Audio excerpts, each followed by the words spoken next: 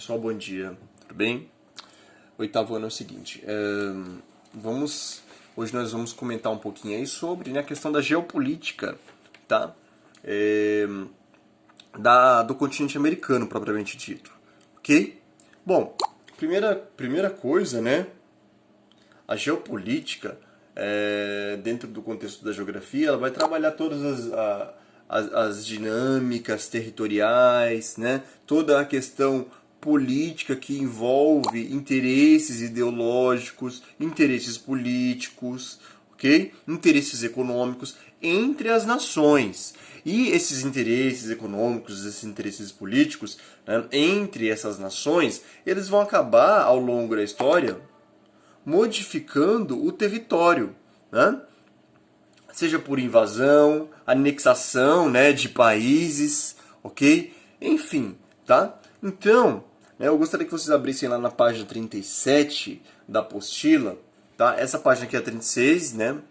Nós já estudamos ela na aula passada, vimos aqui os países, né, membros da OTAN, ok? Os países que eram países aliados à União Soviética e os países neutros, ok? Agora aqui nós temos aí a página 37, ela é mais voltada para a América mesmo, tá? E eu gostaria de estar destacando aí a doutrina Monroe, ok? Que ela surge em 1823 lá nos Estados Unidos. Resumindo, eu vou fazer a leitura com vocês, mas resumindo, a doutrina Monroe, ela basicamente fala assim, né? América para os americanos. Essa frase símbolo dela, a América para os americanos. Esse americanos, entre aspas, que ela está se referindo, não é os americanos nascidos nos Estados Unidos. Porque é o seguinte, gente, nós aqui no Brasil, a gente tem na verdade, né, não só o Brasil, mas outros países também, tem aquela visão de que americano é as pessoas que nasceram nos Estados Unidos. Não, calma aí. Todos nós somos americanos. Aonde que você nasceu? Né? Em Arapongas. Arapongas fica onde?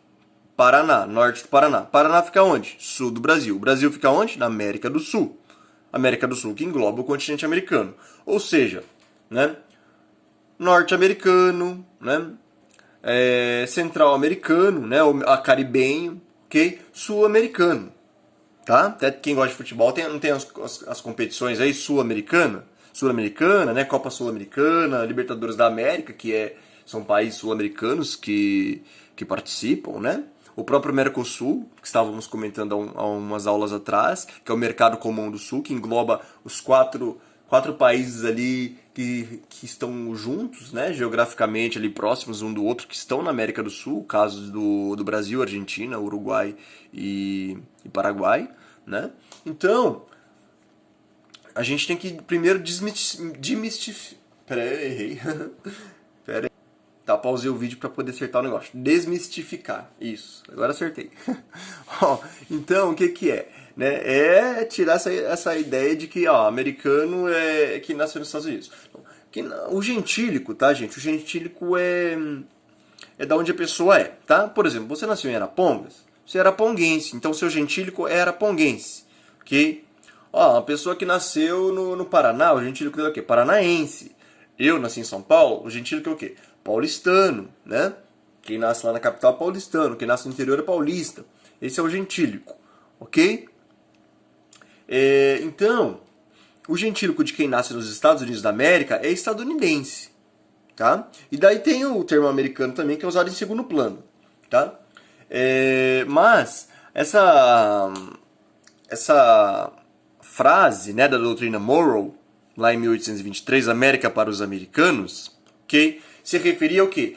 A América, toda a América, isto é, América do Norte, Central e América do Sul, para os americanos, quer dizer, para todos os americanos, tá? Então é duplo sentido, todos os americanos, primeiramente, porque a própria frase, ela nos permite nos analisar de duas formas. Primeiro, todo o continente americano para os americanos, isto é, os americanos nascidos nos Estados Unidos, né? Ou a América inteira, toda a América, para os americanos, tanto norte-americanos, né? Ou seja, canadenses, mexicanos, estadunidenses, o pessoal da América Central e a galera aqui da América do Sul, ok? Então ela tem duplo sentido. Na verdade, em relação à América para os americanos, os Estados Unidos, seria mais os Estados Unidos influenciando ideologicamente e politicamente o continente americano, ok? E a América para os americanos, ou seja, o continente americano para todo mundo que vive no continente americano, seria, né, quase a mesma coisa, uma forma de evitar que outros países, ou seja, naquela época esse outros países se referia a outra grande potência da época, a União República Socialista Soviética, não influenciar com suas ideologias socialistas, né, os demais países. Então surge a doutrina Monroe nos Estados Unidos em 1823, né, com o presidente americano James Monroe, ok? E não tem nada a ver com a Mary Monroe, ok? É outra coisa. Mary Monroe foi uma atriz, e o James Monroe é um presidente, tá? Enviou uma mensagem, é um sobrenome comum lá, tá?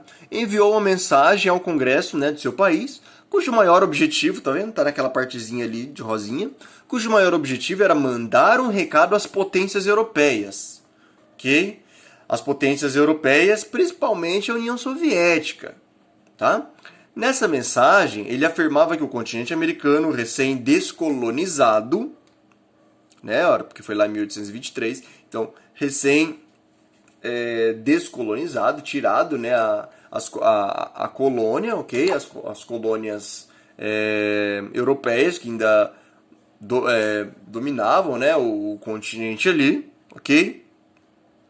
Nessa mensagem, ele afirmava que o continente americano recém-descolonizado não deveria mais ser explorado por essas potências europeias, bem como seria inadmissível que nações europeias intervissem nos negócios dos países americanos. Ok? Isso em 1823, claro, antes da União Soviética, ok? Porque a União Soviética ela vem de 45, né, a 1991, tá? Então, a gente só está voltando um pouquinho no passado. Por que eu estou voltando no passado? Porque lá em 49, aí sim a União Soviética, Estados Unidos, o mundo já era bipolar, eles utilizam as ideias do presidente Monroe, ok? Para poder tentar influenciar, é um pouquinho complicadinho de entender, mas dá para entender, tentar influenciar o continente americano inteiro com suas ideologias, com a ideologia americana, norte-americana dos Estados Unidos, para que os demais países da América, do continente americano, não fossem influenciados pelos países europeus, sobretudo pela União Soviética, que tinha uma outra ideologia socialista, tá? Não estou falando que uma ideologia é melhor que a outra, nem que o socialismo é melhor que o capitalismo, nem que o capitalismo é melhor que o socialismo.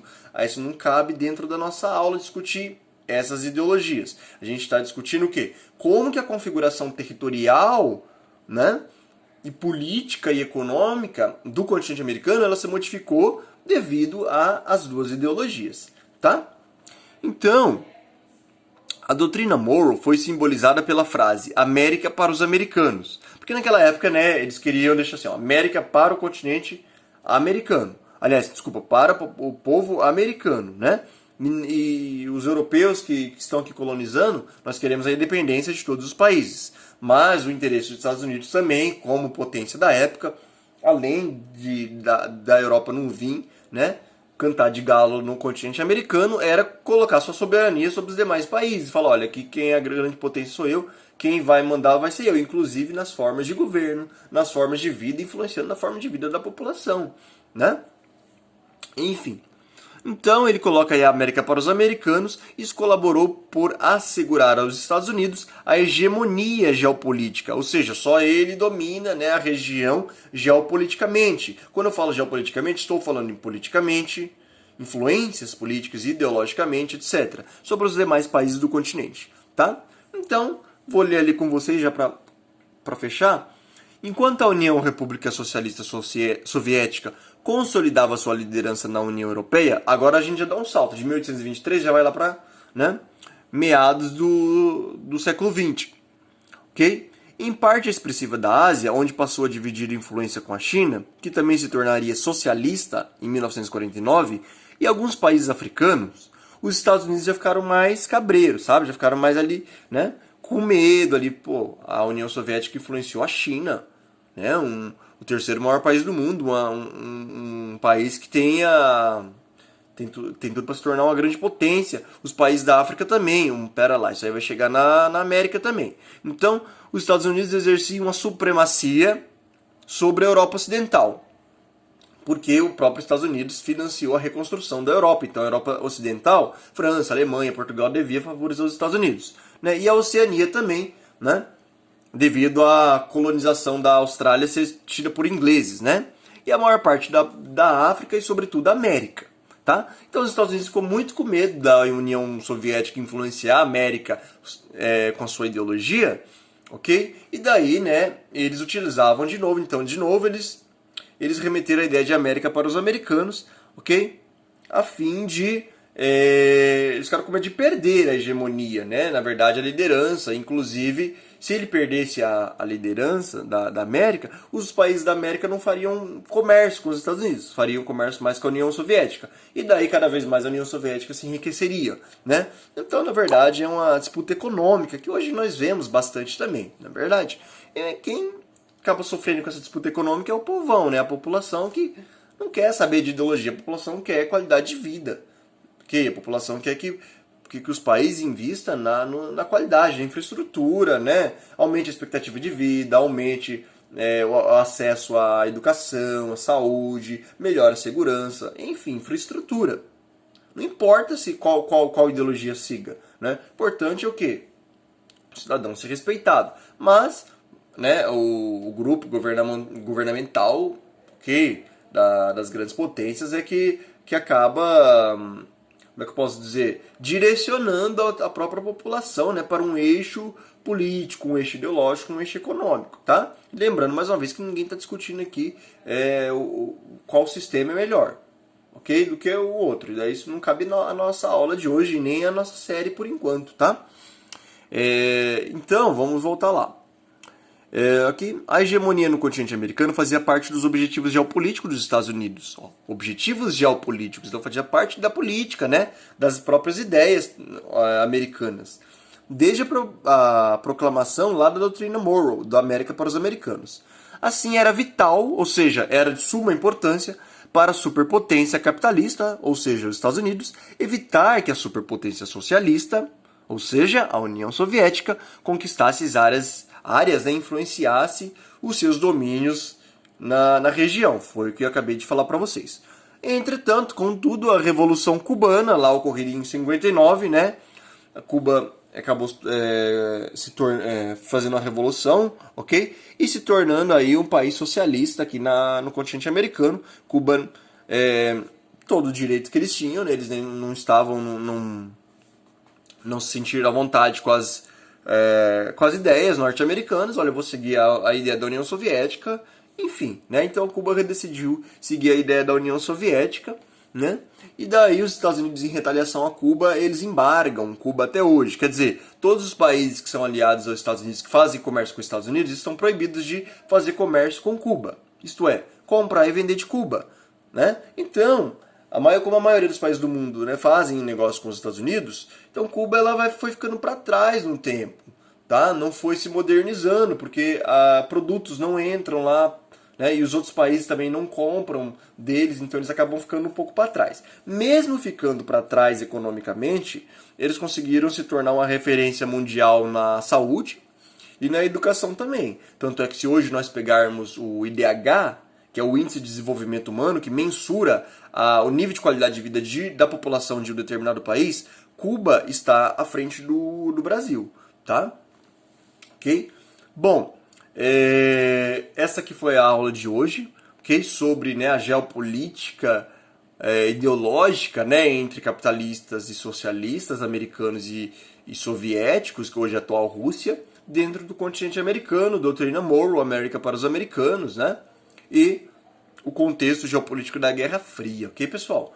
Então, espero que vocês tenham gostado da aula e até quinta-feira que vem, tá bom? Na nossa aula, mais uma vez eu vou frisar, a temática da aula aqui não é discutir qual sistema é melhor, né? Se é o capitalismo ou se é o socialismo, e sim a mudança geográfica que nós tivemos aí no próprio continente, tá bom? É isso aí, bons estudos para vocês, queridos.